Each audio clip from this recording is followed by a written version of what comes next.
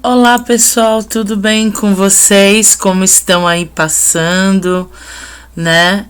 Tô vendo aí algumas notícias aí que alguns estados as aulas vão poder voltar o mês que vem e a gente tá esperando aqui a nossa vez, né?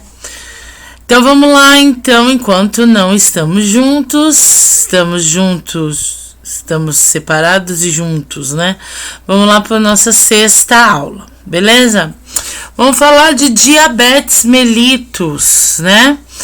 Então eu já falei, citei alguma coisa lá recentemente, lá em saúde pública, né? Dos programas. Então vamos falar mais assim de diabetes, né? O diabetes é uma doença cuja principal característica é o aumento do açúcar no sangue. Ele altera o metabolismo do açúcar, da gordura e das proteínas. A diabetes se manifesta quando o corpo não produz a quantidade essencial de insulina para que o açúcar do corpo se mantenha normal. Então a gente sabe, né, por que tem diabetes? Porque o pâncreas não está fabricando insulina. Lembra que eu já falei como que funciona?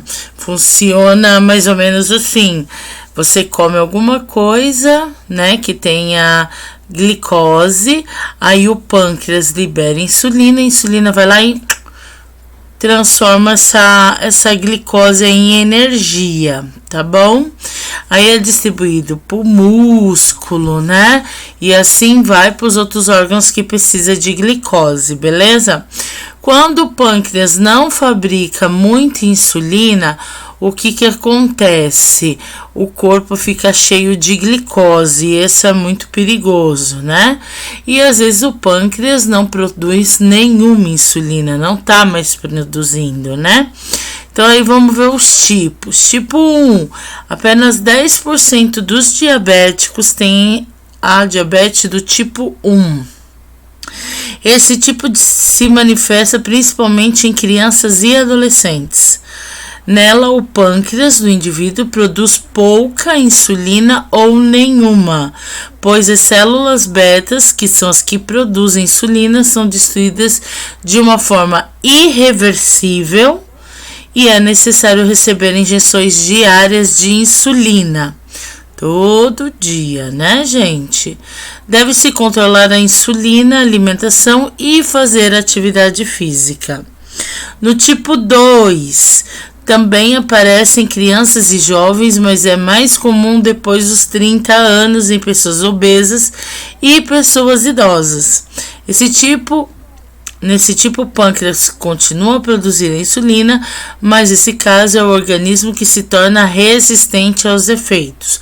O tipo 2 é comum também para quem já tem casos na família.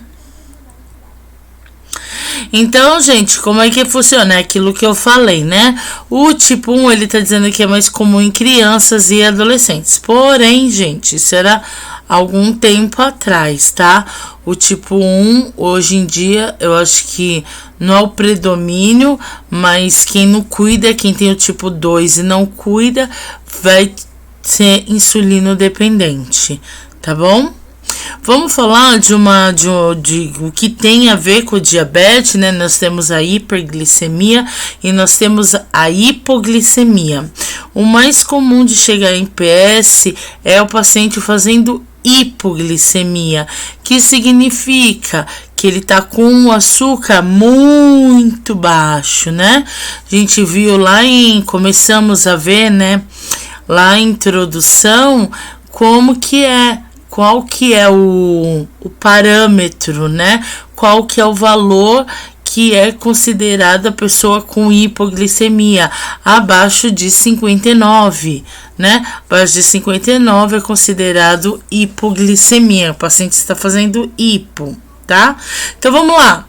Hipoglicemia é um distúrbio provocado pela baixa concentração de glicose, açúcar no sangue, que que pode afetar pessoas portadoras de diabetes ou não. Às vezes a pessoa fica muito tempo sem se alimentar também, ou ela tem uma rotina de alimentação, tudo regradinha, e ela pula uma dessas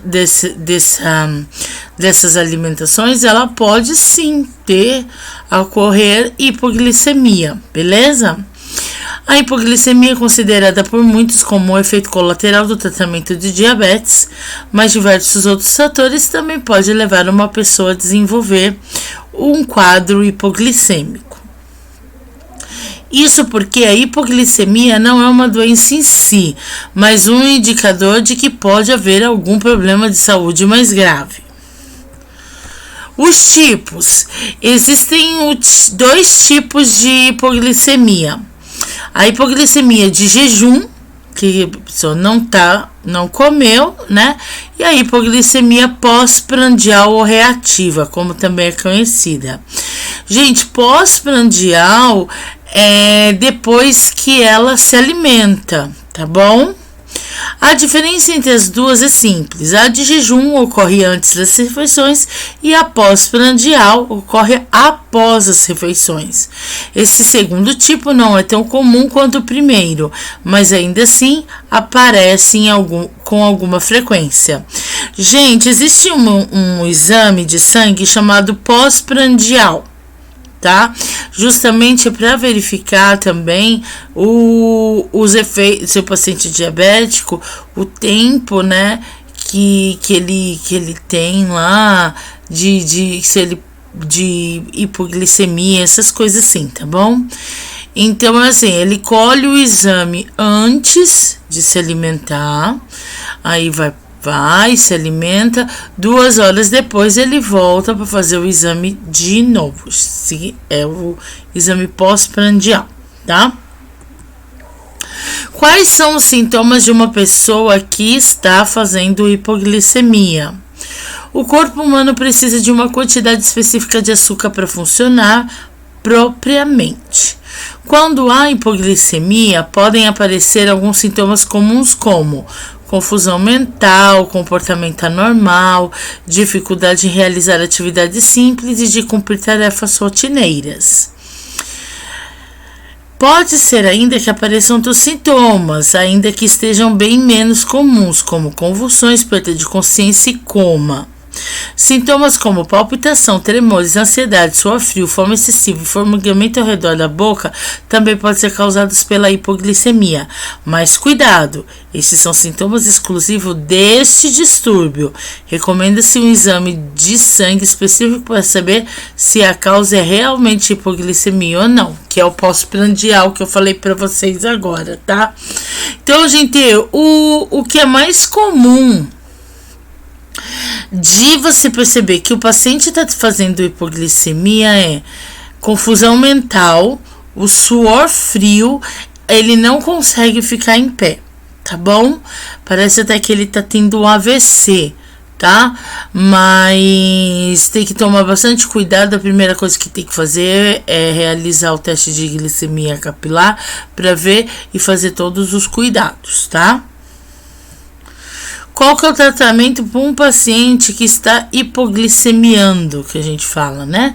Para tratar a hipoglicemia são necessários 2 tipos de tratamento, inicial e imediato. Isso ajuda a aumentar as taxas de glicose no sangue e na identificação da condição que está causando a hipoglicemia, a fim de tratá-lo para que não se reinicie. Quer dizer, eu tenho que saber a causa para eu fazer o tratamento.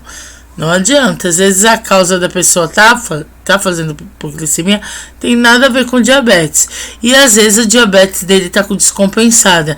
Então o médico precisa ajustar a medicação, precisa conscientizar esse paciente de que ele precisa se alimentar de tanto em tantas horas, né? O tratamento inicial depende primeiramente dos sintomas apresentados. Sinais mais simples na doença podem ser tratados por meio da ingestão de açúcar, como doces e sucos de frutas. No entanto, se os sintomas forem mais severos, o paciente talvez necessite de injeções de glucagon ou de glicose intravenosa, além de mudanças na dieta e na rotina de exercícios físicos, tá? Então é aquilo, eu preciso saber a causa para tratar ela, tá bom? Que às vezes é aquilo que eu acabei de falar. Às vezes é um problema de diabetes descompensada, tudo. A medicação não tá funcionando, tá muito baixo, né? Então o médico precisa ajustar certinho. Olha lá os sintomas de hipoglicemia que eu coloquei lá. Dor de cabeça, alterações de humor, desmaio, visão turva, confusão mental, náusea, suor frio, sonolência também, tá? Olha lá, isso aqui tem lá pra gente também introdução, né?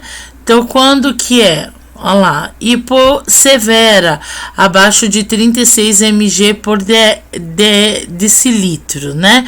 36 miligramas por litro de sangue, é pouco açúcar, tá? Hipoleve, entre 50 e 70. E a hipomoderada entre 50 e 36 mg por decilitro, beleza? Vamos falar agora dos ferimentos por arma branca e por arma de fogo. Falei já em clínica cirúrgica, vou voltar a falar de novo, tá bom? Porque é comum em pronto-socorro, tá? Então vamos lá. É o rompimento da pele, podendo atingir camadas mais profundas do organismo, órgãos, vasos sanguíneos ou outras áreas, né? Pode ser provocado por vários fatores, dentre eles faca, arma de fogo, objetos perfuro-cortantes, arames, pregos, pedaços de metais, etc. Pau, pedra, o que for que tiver na frente da pessoa, na hora da raiva ela vai fazer besteira, né? Então aí duas fotinhos bem simpáticas, né? Uma aqui, a primeira da moça aqui, com certeza é um ferimento por arma de fogo, né? Que aí teve um rompimento da pele. E ali na segunda fotinho é uma bem expressiva, né? Ferimento por arma branca, uma facada, né? Gente, vamos falar do coma. Eu falei rapidinho de ferimentos por arma de fogo ou por arma branca, FAF e FAB, porque a gente já viu lá em clínica cirúrgica. Então, se você tiver qualquer dúvida quanto a esses dois ferimentos, você volta lá na aulinha, tá bom? Então, vamos falar sobre coma, tá? Do grego, sei lá o que tá escrito aqui, sono profundo, é um estado de inconsciência que dura mais de 6 horas, em que uma pessoa não pode ser despertada, não responde normalmente a estímulos dolorosos, luz nem som, carece de um ciclo vigília, sono normal e não inicia ações voluntárias. Quer dizer, ele está totalmente apagado. Há algumas pesquisas que dizem que quando a pessoa está em coma e você conversa com ela, disse que ela sabe que você está conversando com ela. Mas a literatura aqui mesmo diz que ela não responde, né? Que ela está num sono profundo. Vamos falar da etiologia. Nossa Senhora, quanta coisa, né, professora? O coma é causado pela perturbação grave do funcionamento cerebral devido a traumas crânioencefálicos, né? O TCE, acidentes vasculares cerebrais, o AVC, tumores, envenenamento ou asfixia. Esse 26 é outra coisa, tá? No TCE, que é o traumatismo crânioencefálico, o coma pode ser induzido, seja pelo efeito da concussão cerebral, quando o cérebro recebe um impacto muito forte e é jogado contra as paredes do crânio, causando lesão difusa, ou mesmo por lesão direta, com perda da massa encefálica, como nos casos de ferimentos por armas de fogo ou acidentes automobilísticos, tá? Então, o que ele quer dizer? No TCE, o coma, gente, pode ser causado por envenenamento, por tumor, tá bom? Às vezes a pessoa tem um tumor cerebral e afeta algum não sei qual dos lados, mas o lado do cérebro vai tomando conta e aí a pessoa entra em coma, tá? Pode ser por concussão cerebral, né? O impacto, sabe? Eu já ouviram falar do chicote, sabe? Por exemplo, você tá dirigindo o carro e você tá com cinto de segurança, mas a batida é tão grande que sua cabeça vai para frente e vai para trás. Isso é feito chicote. Pode dar uma concussão cerebral e a pessoa entrar em coma, tá? Ou cair de uma laje de qualquer coisa, né? E ter uma concussão, né? E ela entrar em coma, ou até mesmo por levar um tiro na cabeça e ter perda de massa encefálica, tá? Os acidentes vasculares cerebrais, que são os AVS, que nós já estudamos, podem ser do tipo hemorrágico, quando ocorre a ruptura e o vazamento de algum sangue cerebral, vaso sanguíneo cerebral, ou do tipo isquêmico, quando ocorre a obstrução da circulação sanguínea por um trômbolo, por um êmbolo. A gente já falou sobre isso. Os tumores encefálicos podem causar o coma por destruição de células cerebrais ou por um efeito de compressão pelo seu crescimento expansivo que leva à obstrução da circulação sanguínea. Lembra que eu já falei que tem alguns pacientes, até mesmo em acidentes, né, de carro ou de moto, que começa a ter uma pressão, né, intracraniana, que é o pique, e precisa tirar uma parte da calota, da calota, né, do crânio, a caixa craniana aqui, o pedaço daqui, e é colocado lá na barriga do paciente, né? Enquanto essa pressão não baixa, tá? Os tumores encefálicos, tá? Já falei. Diversos distúrbios do metabolismo podem induzir o estado de coma, como diabetes, tanto alta quanto baixa, pode levar ao coma, tá? O hipotiroidismo, justamente porque vai diminuindo o batimento cardíaco. Diminuir o batimento cardíaco, diminuir a oxigenação sanguínea, tá bom? A insuficiência hepática, seja pelo acúmulo de substância que impedem o correto funcionamento cerebral, como alguns aminoácidos e amônia, pelo desequilíbrio do metabolismo do hidrogênio sanguíneo, causando alteração do pH, ou pelas disfunções orgânicas causadas por essas doenças, que levam a hipoventilação, hipotermia, hipotensão e bradicardia. Gente, quando o rim da gente começa a parar, ele vai soltando várias toxinas no corpo, tá? E na corrente sanguínea. E isso pode afetar o coração, que vai afetar o cérebro e vai afetando outros órgãos, tá bom? Por isso que é perigoso o paciente que tem um problema renal, tá?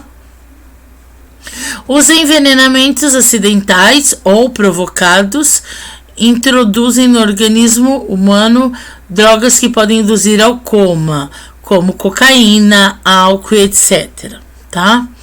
A asfixia traumática por afogamento ou por qualquer outra condições que conduza à interrupção do fluxo nas vias respiratórias pode gerar falta de oxigenação cerebral e conduzir a pessoa ao estado comatoso. Então, quer dizer, não precisa nem falar, né, gente? Envenenamento, diminuir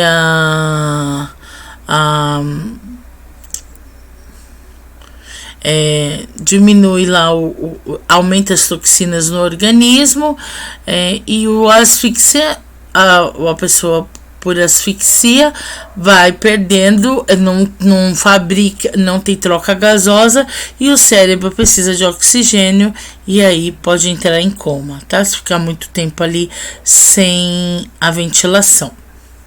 Avaliação do coma, gente, isso é muito importante, tá? A avaliação do coma é de suma importância em situações de emergência ou de coma de instalação. A avaliação súbita permite ao médico basear suas medidas terapêuticas em protocolos de tratamento e saber da evolução do quadro pela piora ou melhora do estado de coma. Gente, quem faz a avaliação do coma é o médico ou enfermeiro, tá bom?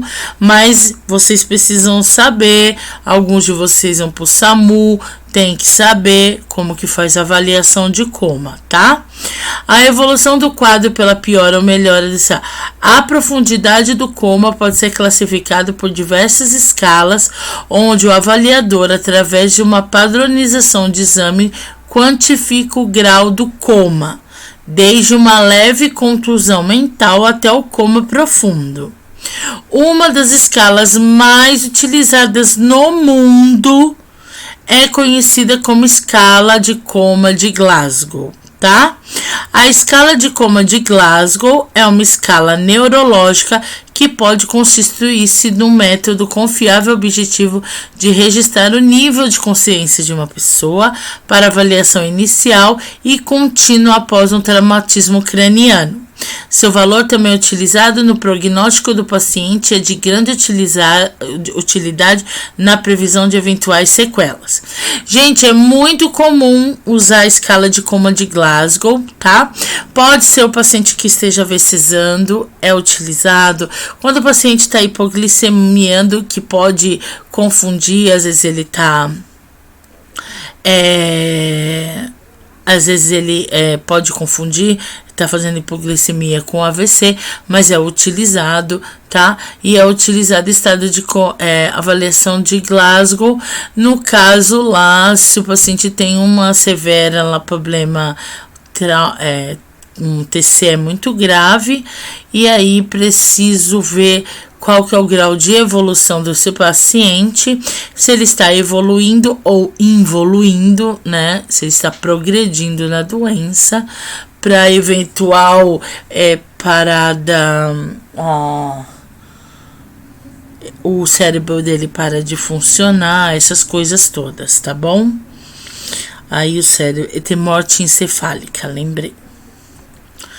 Então aqui eu coloquei escalinha, né, um score aí, né, da escala de Glasgow. O que é avaliado, gente, na escala de coma de Glasgow? Abertura ocular, resposta verbal e resposta motora. Esses são os 3 parâmetros que avalia ali na escala de coma de Glasgow, tá? Então, as variáveis. Abertura ocular é espontânea, espontânea, a voz, a dor ou nenhuma. Então tem abertura ocular, é espontânea, quer dizer, precisa alguém falar alguma coisa ou ele abre o olho sozinho. A voz, ô seu João, aí ele vai lá e abre o olho. Ou a dor, se você dá um beliscão nele, alguma coisa, ele vai abrir o olho, tá? Ou ele não tem abertura ocular nenhuma. Então aqui tem o score, tá? Os números, tá? Para avaliação. Aí a resposta verbal é orientada, é confusa. Ele fala palavras inapropriadas, palavras incompreensivas, como quando ele está com dislalia, a gente já falou de AVE, né? Então ele enrolado assim, não dá para entender. Ou nenhuma resposta verbal. Aí tem o score dessas, tá? E tem a resposta motora, obediente a comandos. Seu José, levanta o braço. Seu José, levanta o braço direito, levanta a perna esquerda, né? Localiza dor, olha, o senhor tá sentindo dor aonde? Tô sentindo dor no meu peito, né? Movimento de retirada, por exemplo, se você colocar alguma coisa assim, dá um beliscão e ele tira o pé, por exemplo, tira o braço. Flexão anormal, gente, às vezes ele tá tendo algum espasmo, tá? Extensão anormal também, flexão é dobrar e extensão é aquela coisa assim, então tá tendo como se estivesse tendo uma convulsão, tá? Ou nenhuma resposta motora, tá? Então, o máximo, quer dizer que ele tá bem, é 15 e o mínimo é 3, tá? Quer dizer que o negócio tá brabo. E quando chega em 8, né, no score 8, o médico tem que entubar esse paciente, beleza? Aí aqui diz, de 3 a 6 ele tá em coma profundo, tá? 85% de chance de morte, estado vegetativo. De 6 a 10 no score, na soma desses parâmetros todos, tá? Coma intermediário, e de 11 a 14, coma leve, tá? Então, quer dizer, tá normal. Coma leve, 15, ele tá normal, beleza? Então, obrigado. Espero que vocês tenham gostado da nossa aula de hoje. Até a próxima aula. Muitos beijinhos. Deixem seu like, seus comentários. Inscrevam-se no canal, pessoas. Vocês precisam se inscrever no canal, assistir as aulas, tá bom? Mil beijinhos para vocês e até a próxima aula.